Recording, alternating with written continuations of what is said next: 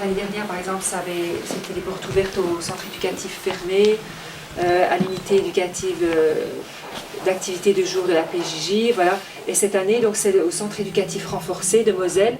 Donc, c'est une manière de mettre en valeur donc, le travail qui est fait. Donc, ça a été, je veux dire, je vous remercie pour votre accueil parce que ça illustre très très bien ce que vous faites au niveau des ateliers, etc.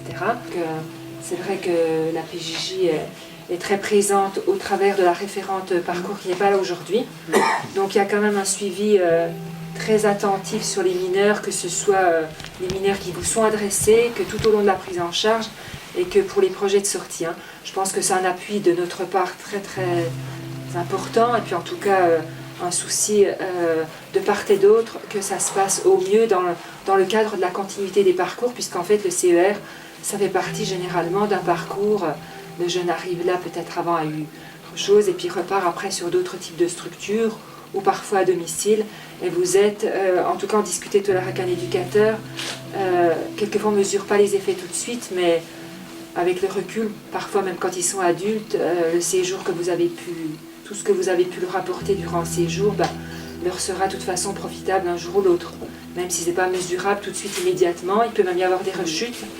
C'est quelquefois difficile à entendre de la part par exemple, de l'opinion publique, des élus, que vous avez peut-être, qu'il peut y avoir des rechutes, par exemple de la prison même après, mais en tout cas sur le long terme, ce que vous leur donnez là est tout à fait précieux.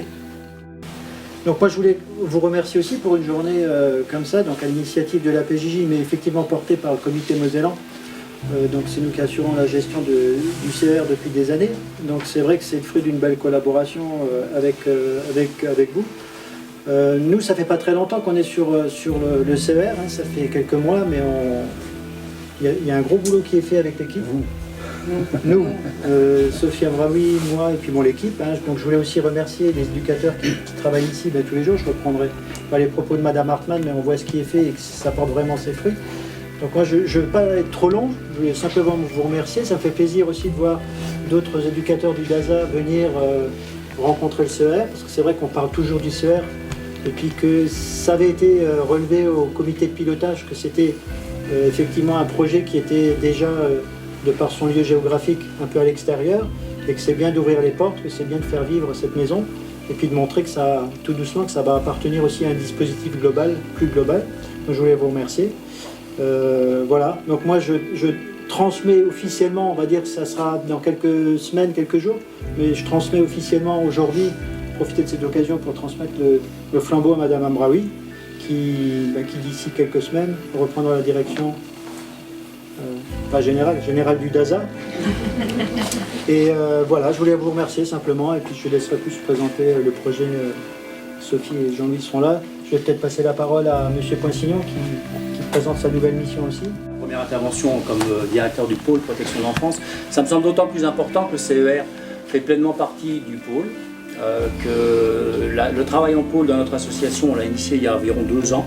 On a beaucoup avancé avec les MEX, on a beaucoup avancé avec les services aujourd'hui, un peu moins avec le CER, mais parce qu'aussi, comme l'expliquait Manu, vous étiez peut-être isolé un petit peu géographiquement et puis pas encore intégré dans un dispositif adolescent. Aujourd'hui, c'est chose faite et je pense qu'un des engagements qu'on va prendre cette année, c'est de pouvoir développer le travail plus en transversal aussi avec cet établissement, parce que c'est important pour nous aussi. Je crois que voilà, on a un gros pôle protection de l'enfance de l'association avec à peu près tous les âges et toutes les problématiques des jeunes qu'on peut accueillir dans le cadre de la protection. Donc le CER, hein, ça a été redit par Mme Hartmann, c'est des jeunes plutôt qui sont suivis dans le cadre du judiciaire pour des problématiques assez particulières. Mais je crois que c'est des jeunes qui ont un passé pour certains et un avenir, en tout cas aussi dans le dispositif de protection de l'enfance ou aussi dans d'autres dispositifs. Je pense à des dispositifs d'insertion qu'on essaie aussi de développer en lien avec nos pratiques.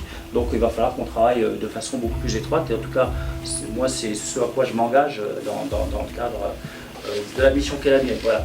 Je voulais simplement rebondir sur le flambeau qui a été transmis à Sophie Amraoui. Donc voilà, on a décidé dans le pôle protection de l'enfance de faire quelques mouvements internes de direction. Donc Emmanuel Richter, il part sur l'amont de tout ça, ou quelquefois l'aval aussi d'ailleurs. Voilà, il va s'occuper d'un service qui est le SAEI, donc les prestations d'AMO et de MJ. là maintenant. Et donc Sophie, qui est depuis longtemps avec vous, va continuer à vous accompagner comme directrice du dispositif. Donc c'est encore un nouvel élan. Et je pense qu'on saura tous en profiter. Voilà. Donc à savoir qu'il y a une cinquantaine de CER en France, voire plus précisément 52. 8 dans le Grand Est et 7 en Lorraine, et puis nous on fait partie du CER, le seul en Moselle. Donc oui, effectivement, on remercie la PJJ d'avoir organisé ce moment, parce que pour nous ça donne l'occasion à l'association CMSE de présenter une de ses structures. Donc on a démarré cette journée, cette porte ouverte par des visites. C'est plus parlant quand on dit une image vaut 1000 mots. Là, vous avez eu des images, vous avez vu des jeunes en prise en charge, vous avez vu des éducateurs qui sont rendus disponibles pour expliquer leur quotidien, parce que leur quotidien est assez riche en émotions, riche professionnellement, parce qu'ils arrivent à provoquer de véritables changements et des véritables transformations à la fin d'une session. Donc on l'a pu le voir sur la précédente session. Donc effectivement, on accueille ici 7 mineurs sous main de justice, donc des mineurs délinquants ou qui ont posé des actes de délinquance, en tout cas, des mineurs pas si différents des autres mineurs qu'on accueille autre part, et notamment, je parle du DASA, des mineurs qui à un moment se sont perdus dans des parcours, des mineurs en perte de repères, perte de repères et de cadre qui a parfois manqué au domicile familial. Donc l'objectif de tous les CER et du CER Moselle, c'est effectivement de pouvoir créer un lieu de rupture. Donc on le permet ici, créer un lieu de rupture, de travailler très fortement une remobilisation par la valorisation, de redonner confiance aux mineurs, et puis surtout, et l'essentiel au bout du bout, préparer la sortie sur la fin de session pour que ce séjour reste, comme vous le dites, quelque chose de marquant, quelque chose qui ait pu les remobiliser et sur lesquels ils pourront s'appuyer à vie, en évitant bien évidemment la case prison. Et parfois on a effectivement en amont ou en aval des CEF. Donc on est vraiment dans l'élan de nos politiques qui remettent la primauté de l'éducatif sur les sanctions pénales. Ça reste des mesures pénales, mais dans une conduite très éducative et d'accompagnement. Donc voilà, et je pense que l'ouverture des CEF en France est venue aussi renforcer tout ça, et venue préciser, parce que eux qui accueillent des mineurs délinquants multi-récidivistes et multi-réitérants, on a l'occasion ici de travailler de plus près l'accompagnement des mineurs dans le développement de leur potentiel. Donc des fois il ne faut pas grand chose, on le verra, parce que un jeune qui a beaucoup de difficultés, Tristan, et on lui a demandé, il a en tout cas un intérêt certain pour la cuisine, on lui a demandé aujourd'hui de nous préparer des petites tartes, il l'a fait avec plaisir. Donc voilà, on va toucher, goûter de près le potentiel de ces gamins.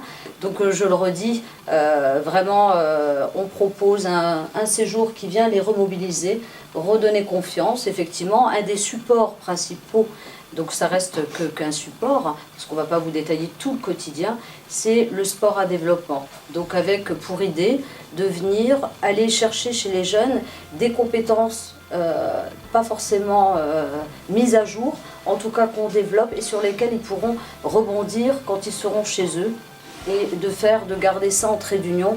J'ai été capable d'eux. Ici, on a l'avantage, je trouve que c'est un bon avantage, c'est qu'on fait tout. Que ce soit la cuisine, on fait tout avec, on fait tout ensemble. Cuisine, le ménage, enfin tout ça. Et cette structure-là aussi prépare aux actes de passage, qui sont aussi qui sont assez forts. Donc il y a du sport, VTT, escalade, progressivement. On ne les met pas du jour au lendemain dans des situations périlleuses. Alors les bienfairata, elles sont effectuées tout seules, c'est-à-dire on n'est pas là que le nœud tous attachés. Chaque jeune a son baudrier, ses longes, et il est livré, voilà, il est autonome. Donc déjà, il y a au niveau de la prise de risque, c'est quand même déjà, il faut que ce soit très réfléchi. On ne se décroche pas, vous avez vu un petit peu dans les endroits où on va se promener, c'est assez vertigineux, quoi. Donc voilà, donc ça c'est l'acte de passage. Ensuite, l'itinérance, c'est un peu plus cool, mais on continue quand même dans le même esprit. On fait du sport, mais on essaye aussi d'intégrer les voyages. Donc un coup c'est dans Les Hautes-Alpes, là ça va être dans les Pyrénées, où on fait d'autres sports, ça va être le chien de traîneau, ça va être des igloos, ça va être... mais on reste toujours dans une dynamique sportive.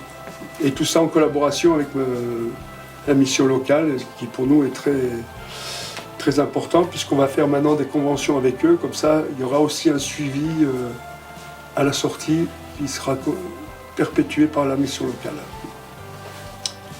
Voilà.